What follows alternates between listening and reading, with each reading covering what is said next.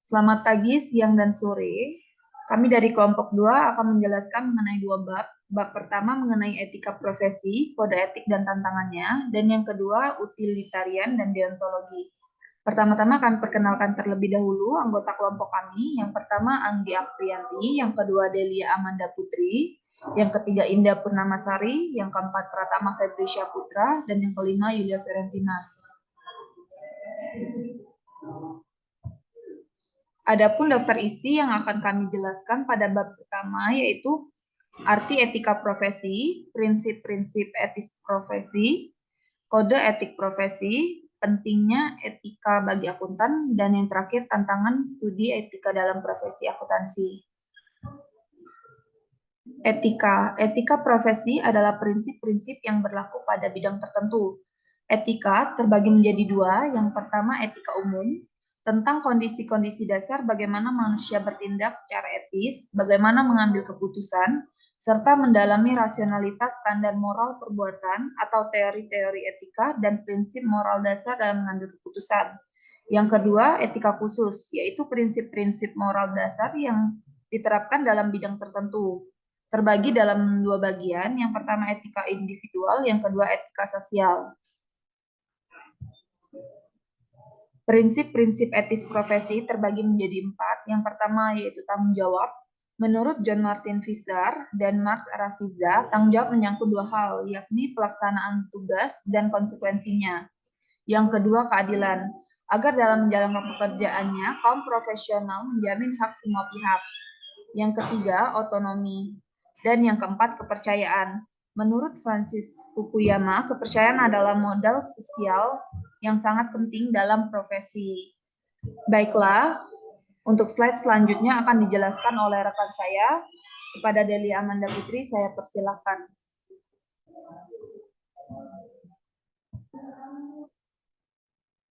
Arti kode etik profesi. Kode etik profesi merupakan produk etika terapan karena dihasilkan berdasarkan penerapan nilai atau suatu profesi.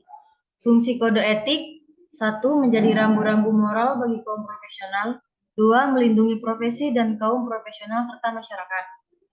Kelebihan kode etik: yang pertama, lebih sadar akan moralitas. Yang kedua, acuan yang lebih mudah diakses. Yang ketiga, ide-ide abstrak semakin nyata. Yang keempat, dapat bertindak dengan standar yang jelas. Yang kelima, pengaruh perilaku.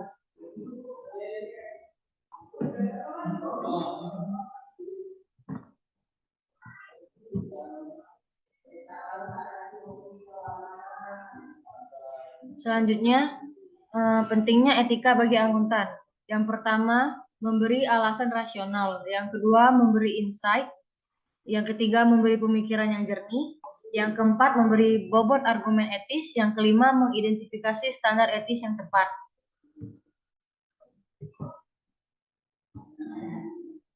Tantangan pendidikan etika. Yang pertama, beragamnya masalah etis yang muncul dalam pekerjaan akunting. Yang kedua, animo mahasiswa yang berbeda terhadap etika.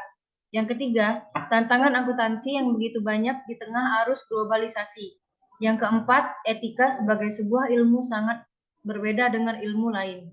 Yang kelima, ilmu etika lebih cenderung merupakan sebuah aktivitas refleksif, kajian kritis terhadap permasalahan yang ada. Selanjutnya akan dijelaskan oleh rekan saya, Pratama.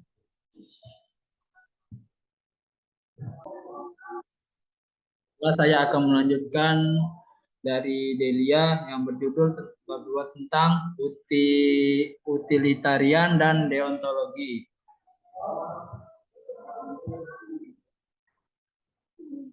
Itu dikembangkan oleh David Hume untuk menjawab tentang moralitas yang saat ini sudah mulai pudar. Dan disebut juga teori kebahagiaan besar, yaitu mengajarkan manusia untuk meraih kebahagiaan atau kenikmatan terbesar untuk orang banyak.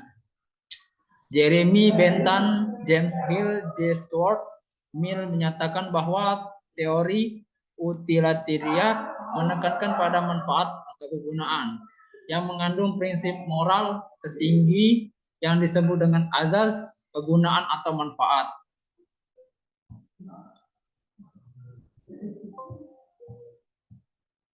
utilitarian dalam Edi Suranta.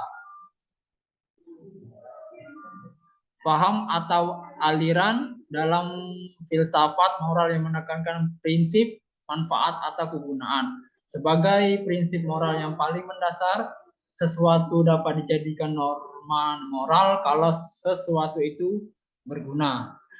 Manfaat suatu tindakan menjadi ukuran normatif atau manfaat untuk orang banyak. Yang selanjutnya akan dibahas oleh Indah Purnamasari.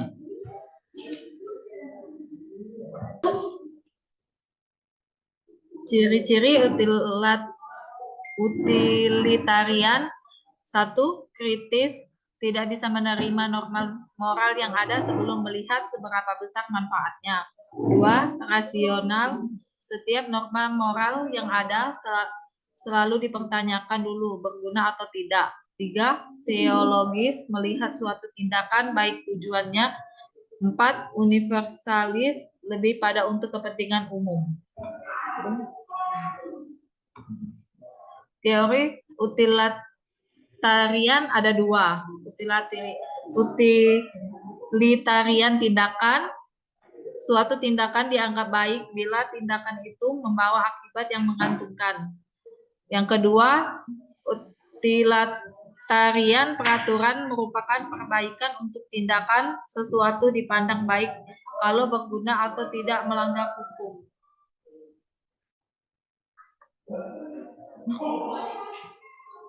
Kelemahan teori utilitarian. 1. Mengandaikan bahwa hal-hal seperti kebahagiaan, utilitas, kesenangan, dan rasa sakit bisa diukur pada kita, tidak bisa menyertakan rasa sakit seseorang dengan orang lain. 2. Distribusi kebahagiaan untuk orang banyak sulit dilaksanakan. 3. Hak minoritas dapat dilanggar atau tidak adil.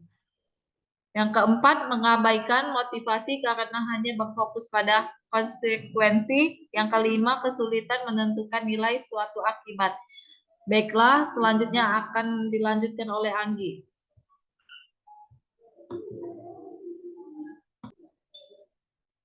Selanjutnya, deontologi merupakan teori moral yang menitikberatkan pada kewajiban. Deontologi menekankan kewajiban untuk bertindak secara baik, kemauan baik merupakan syarat mutlak untuk bertindak secara normal. Menurut Immanuel Kant 1724 sampai 1804, pemikiran baru dalam etika, beliau melihat tindakan manusia absah secara moral bila dilakukan berdasarkan kewajiban dan bukan pamrih. Etika deontologi menurut Profesor Sukendar, kewajiban menekankan pada motivasi, kemauan baik, kewajiban pelaku tanpa memperhatikan akibat dari tujuan baik tindakan tersebut. Deontologi menurut DLM A. Nurdianto merupakan teoretika yang sudah diterima dalam konteks agama. 3 prinsip deontologi, yaitu yang pertama, tindakan yang bermoral harus dilakukan berdasarkan kewajiban. Yang kedua, nilai moral tidak tergantung tercapainya tujuan, tapi tergantung pada kemauan baik. Tujuan tidak tercapai, tapi tindakan sudah dinilai baik. Sebagai konsekuensi kedua hal di atas, kewajiban adalah tindakan yang dilakukan berdasarkan sikap hormat pada hukum moral universal. Versi deontologi ada 2, imperatif kategoris, atau perintah tidak bersyarat yang mewajibkan begitu saja tindakan moral atau otonom. Demikianlah presentasi dari kelompok kami. Lebih dan kurangnya saya mohon maaf. Terima kasih.